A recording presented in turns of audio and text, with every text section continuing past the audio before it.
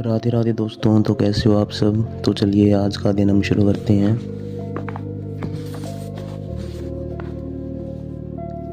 जिस तरह इंजन अपने उपयोग के बाद धुआं, राख और अन्य बेकार पदार्थ बाहर निकालता है, वैसे ही हमारा शरीर भी बिना उपयोग के तत्वों को मल मूत्र और पसीने के माध्यम से बाहर निकालता है। इसी शरीर की इस मांग को हम भूख और प्यास के रूप में अनुभव करते हैं। इस भूख प्यास को हम भोजन और पेय पदार्थों से शांत करते हैं। इस विवेचना से यह स्पष्ट होता है कि प्राणी के शरीर का आधार भोजन और पेय ही है। हम जो भी शारीरिक या मानसिक कार्य करते हैं उससे शरीर की शक्ति कम होती है और थकान महसूस होती है। यदि लगातार काम करते रहें और भोजन न करें तो शरीर कमज़ोर होकर नष्ट होने लगता है। इसलिए इस विनाश से बचने के लिए भोजन आवश्यक होता है।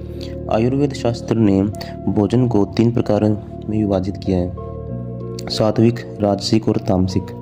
सात्विक भोजन उन लोगों के लिए रुचिकर होता है जिनमें सत्व गुण प्रदान होते हैं। वहीं रजोगुण वाले व्यक्तियों को राजसिक भोजन और तमोगुण वाले व्यक्तियों को तामसिक आहार प्रिय होता है। प्रत्येक व्यक्ति को हमेशा वह आहार लेना चाहिए जो उसके शरीर के लिए स्वास्थ्यवर्धक हो, जिससे वह निरोगी और शक्तिशाली बना रहे।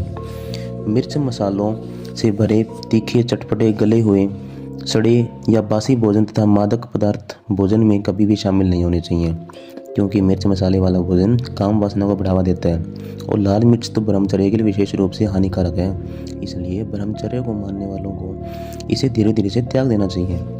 हमें घी, दूध, फल, मेवे जैसे पौष्टिक और सुपाच्य पदार्थों का सेवन करना चाहिए।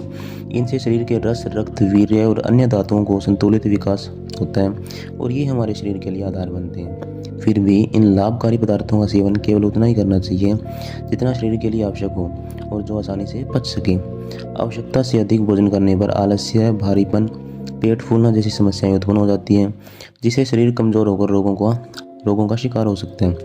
आवश्यकता से अधिक भोजन करने पर अपचन, अजीर्ण, कोष्ठबद्धता, धातु संबंधी प्रमेह, संपंदोष जैसे गंभीर रोग शरीर को घेर लेते हैं, क्योंकि प्रतिदिन जो भी हम खाते हैं उसका सारांश खून बनता है, जबकि शेष अंश मल के रूप में मुंह, कान, नाक और गुदा से बाहर निकल जाता है। भोजन में सभी 6 प्रकार के रसों की अत्यंत आवश्यकता होती है, जिन्हें पूरक रूप से ग्रहण करना आवश्यक है।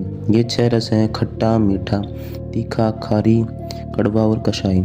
इन रसों का वात, पित्त और कफ तीनों दोषों के साथ विशेष संबंध होता है।